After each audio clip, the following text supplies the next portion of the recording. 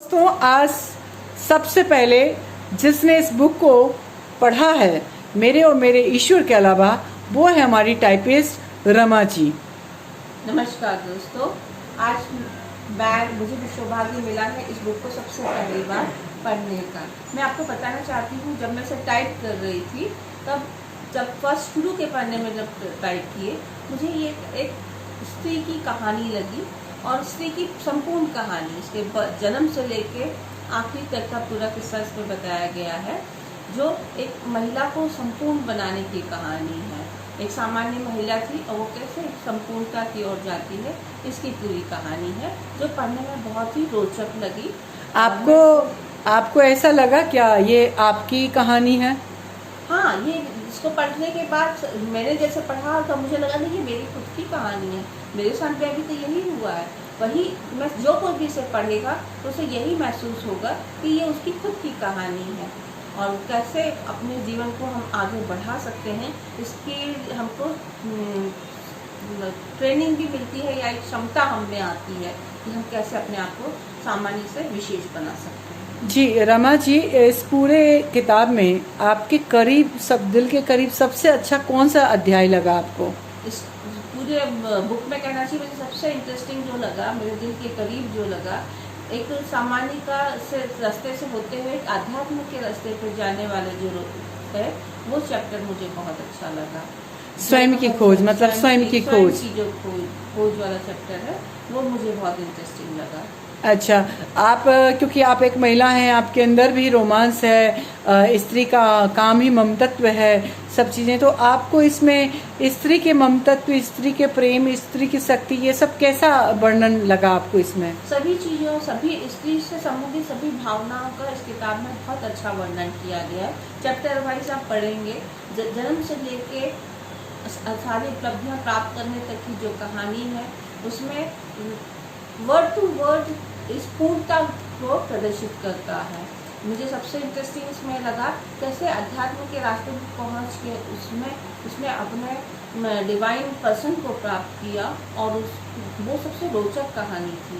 कहानी कहना चाहिए सबसे रोचक भाग था इस पूरी किताब का। जी, इसमें सबसे ज़्यादा रोमांटिक चैप्टर आपका कौन सा लगा? मुझे वही सबसे लास्ट चैप्टर जो है, आध्यात्म की ओर पहुंचते हुए जो अपने डिवाइन पर्सन के साथ में वो मतलब आशादीप वाला जो चैप्टर, आशादीप में आपको कैसा फील हो रहा था रोमांस का, जरा आप चेहरे से दिखाएंगे? रियल रोमांस शब्द जो है वो वहाँ आप खुद जब पढ़ेंगे तो महसूस करेंगे कि वो एक सच्चा प्रेम उसको प्राप्त होता है और जो उसको पूर्णता देता है। ये इसकी कहानी की सबसे बड़ी खूबी है। जी, इसमें आत्मनिर्भरता को कैसे दर्शाया गया इस चैप्टर में? इस चैप्टर में सबसे एक महिला, एक लड़की जो है अपने बचपन से कैसे बड़े होने तक की अपने माँ बाप की प्रेरणा से कैसे पढ़ाई लिखाई अपनी कंप्लीट करती है और उसके बाद अपने खुद के पैरों पे खड़ी होती है दूसरे शहर में जाके, और समाज में कैसे अपने आप को ढालती है और उसके बाद अपने सपनों को टूटते हुए भी देखती है और उन सबको फेस करते हुए वो आगे बढ़ती है और जो उसे चाहिए है वो उपलब्धि प्राप्त करती है। यह है उसकी कहना चाहिए आत्मनिर्भरता को प्रदर्शित करती है। अच्छा, आपको सबसे ज़्यादा रोना कब आया इस पूरे बुक को लिखते समय? इस बुक को पूरी किताब मैंने खुद ने लिखी है, और लेकिन मैं आपको बताऊंगी कि ये समाज के को एक आईना दिखाती है। इसमें जब जो हमारी मेन कैरेक्टर है उसके साथ में एक एक्सीडेंटली जो कुछ भी हो गया होता है, वो उसको भूलना चाहती है, लेकिन समाज के लोग उसे भूलने नहीं देते और जो समाज का एटीट्यूड जो उसके साथ में होता है वो बहुत दुखद था। और वो जितनी भी बार मैं लिखती थी, जितनी भी बार मैं टाइप करती थी, उतनी बार मुझे रोना आता था कि हमारा समाज इतना पत्थर दिल क्यों है। जो कुछ हो गया, ट्रेजेडी हो गई, वो बीत गई, लेकिन अब हर बार समाज फिर से उस ट्रेजेडी को जिंदा करता है और उतनी ही बार उसको मारता है। तो वो सबसे बुरा भाग था। सबसे मतलब एक ये कह सकते हैं कि इस किताब से जीवन के हर पड़ाव पे आपको तो आप ये बताना चाहेंगी क्या कि जो आशा है उसके जीवन में यदि मेन भूमिका नहीं होता और तो वो ये अचीवमेंट नहीं पा पाती, तो आपकी नज़र में मेन भूमिका क्या होता है लोगों के जीवन में? सभी के जीवन में सबसे मेन भूमिका माँ बाप भाई, ये मेन कैरेक्टर्स होते हैं जो जीवन की नींव रखते हैं जी। फिर आगे बढ़ के उसका जो डिवाइन पर्सन है, हर एक इंसान का एक डिवाइन पर्सन होता है, उसको वो पाना चाहता है। कई बार पा पाते हैं, कई बार नहीं पा पाते हैं। उस तक पहुंचने की जो जर्नी होती है वो एक विशेष जर्नी है। तो आपकी नज़र से जो बुक का टाइटल है आशा सामान्य से विशेष होने की जीवन यात्रा, ये कितना सार्थक है आपकी नज़र से? इस किताब को पढ़ने के बाद आपको खुद महसूस होगा कि जो टाइटल दिया गया है वो बिल्कुल सही टाइटल दिया गया है। एक सामान्य औरत किस प्रकार से किन चरणों को क्रॉस करते हुए एक पूर्णता को प्राप्त करती है, एक सामान्य से विशेष बन जाती है और दूसरों के लिए भी विशेष बनती है। ये एक पूरी कहानी है। अच्छा, और एक पिता के रूप में, एक भाई के रूप में, एक दोस्त के रूप में, एक ऑफिस स्टाफ के रूप में ये किताब क्यों पढ़ना चाहिए किसी के जीवन?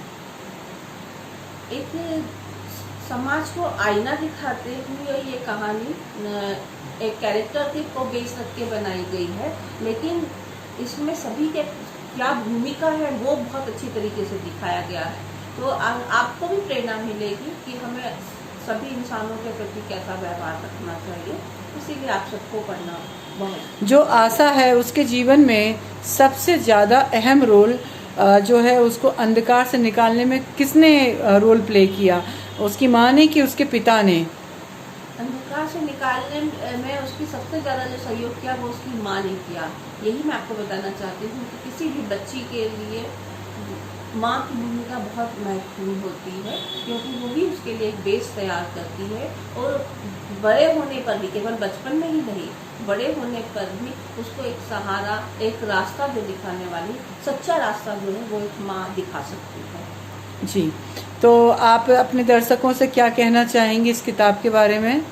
मैं अपने दर्शकों से कहूँगी कि आप इस बुक को एक बार ज़रूर पढ़ें और उसको समझें, एक बार समझें उसे और आध्यात्मिकता के महत्व को समझें। जी, तो नमस्कार दोस्तों, ये थी हमारी फर्स्ट बुक जिन्होंने रीड किया है, उनकी जुबान से इस बुक का समीक्षा जो वो कहना चाहती हैं आप तक, और बेसब्री से इंतज़ार कीजिए। आशा सामान्य से विशेष होने की जीवन यात्रा आपके जीवन में विशेषता लेकर आई है और 2022 आपके जीवन की विशेषता को देने आई है। तो नमस्कार दोस्तों।